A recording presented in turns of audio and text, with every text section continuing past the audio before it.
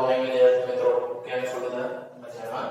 ધોરણ 8 ની અંદર સામાજિક વિજ્ઞાન 8માના સામાજિક વિજ્ઞાનમાં આપણે બીજો પાઠ ચાલુ છે મિત્રો, જેની અંદર આપણે બે કેસ કરેલા હતા. મૃદાવરણ આપણે કરેલું હતું. હવે પેજ નંબર 7 ઉપર જલાવરણ એટલે કે હાઇડ્રોસ્ફિયર, જળનું આવરણ એટલે કે પાણીનું આવરણ. પૃથ્વી સપાટી પર તમે જોઈ શકો છો મિત્રો, પાણી વધારે પ્રમાણમાં આવેલું છે જમીનની સરખામણીએ. ત્રીજો ભાગ પાણી છે, 4 ભાગમાંથી 3 ભાગ પાણી છે અને 1 જ ભાગ જમીન છે. છતાંય આટલો માનવ વસવાટ જંગલો, તો પાણી કેટલું હશે એની વિશે ચર્ચા કરવાની છે. જલાવરણ હાઇડ્રોસ્ફિયર. ચાલો તમને હું જલાવરણ વિશે જણાવું.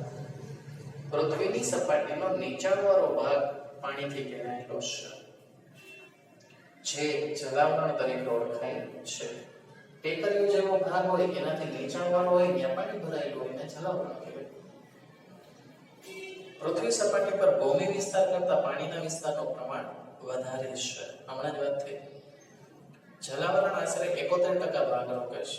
સમજો મિત્રો, આખી પૃથ્વી ઉપર સમુદ્ર, નદી, તળાવ, સરોવર, ખાબોચિયા બધું જ થઈને 71% ભાગ, પૃથ્વીના 100% માંથી 71% ભાગ માત્ર પાણી જ રૂપે છે.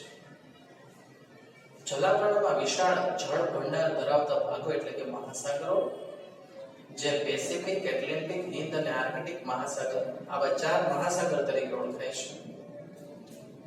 બધા મહાસાગરો એકબીજા સાથે જોડાયેલા છે. ભૂમિ વિસ્તારો પાસે આવેલ સ્થાનિક જળ વિસ્તારો સમુદ્રો, ઉપસાગરો, અખાત કે સામુદ્ર ધુરીના નામે ઓળખાય છે. એટલે કે બહુ મોટા મહાસાગર છે એના કરતા નજીકના જે નાના સમુદ્રો છે, ઉપસાગરો છે, સાગરો છે, સમુદ્ર ધુનીઓ છે.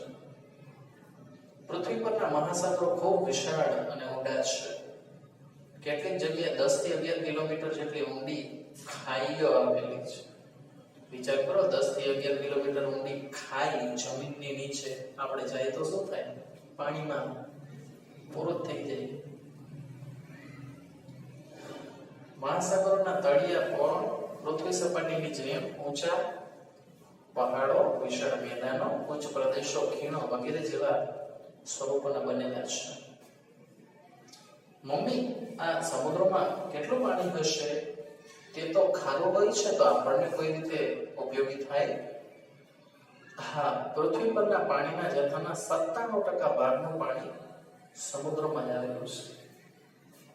વિચાર કરો મિત્રો, 3%માં આપણે આખી જીવસૃષ્ટિને પાણી પૂરું પડે છે. બાકી રહેતા પાણીનો આશરે પોણો ભાગ બંને ધ્રુવો પર, એટલે 3% એટલે પોણો ભાગ ધ્રુવો પર, 1%નો પોણો ભાગ એટલે 75%. સમજાય? તો 3%નો પોણો ભાગ એટલે કેટલો થયો મિત્રો? સમજાઈ જતો ને? 75, 75 ને 75, બરાબર છે.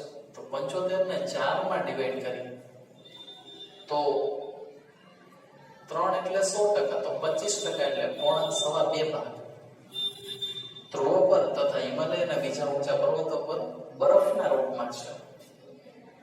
બાકીનું પાણી પૈકી કેટલુંક સરોવર, કેટલુંક નદી અને કેટલુંક પૃથ્વીના પેટાળમાં સંકળાયેલું છે. માત્ર 25% પાણી આપણે મીઠા પાણીના વાપરી તોય આટલું.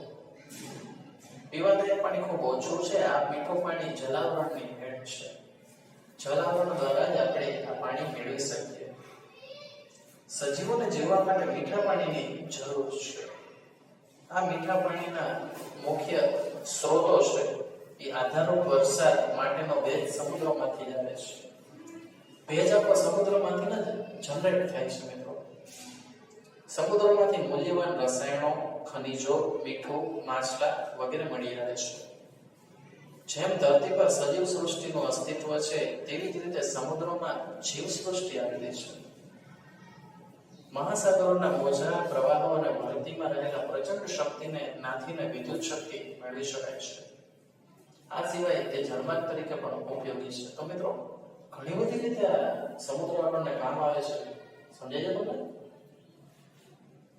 જો બેટા હવે ત્રીજું આવરણ સમજીએ તો આ બે આવરણ તો આપણે બહુ વ્યવસ્થિત રીતે સમજ્યા. અહીંયા કર્કવૃત, વિષુવવૃત, મકરવૃત એ પસાર થાય છે દુનિયાનો રેખાંકિત નકશો. આખી દુનિયાનો નકશો છે મિત્રો, આ રેખાંકિત નકશો છે જેમાં ભારત દેશ અહીંયા આવેલો છે. રેખાંકિત એટલે રેખા દ્વારા અંકિત જે નકશો છે એ છે. આના પછીનો ટોપિક છે વાતાવરણ, જે ખૂબ સારો ટોપિક છે જે આપણે આગળ જતા હવે એના પછી કરશું. તો આજના મુદ્દામાં મેં તમને જનાવરણ કરેલું છે. શું કરાવ્યું મિત્રો? જે તમારે તમારી આખી રફબુકમાં એક વાર રફબુકમાં બે વાર વ્યવસ્થિત અક્ષર લખવાનું છે. જનાવરણ નામનો ટોપિક છે તમારે રફબુકમાં બે વાર લખવાનો છે. ઠીક છે? જેથી કરીને તમને વ્યવસ્થિત સમજાઈ જાય. ચાલો મિત્રો, તો મળશું આવતા નેક્સ્ટ વિડીયોમાં. ત્યાં સુધી બધા જ મિત્રો રહો, સુરક્ષિત રહો. Thank you.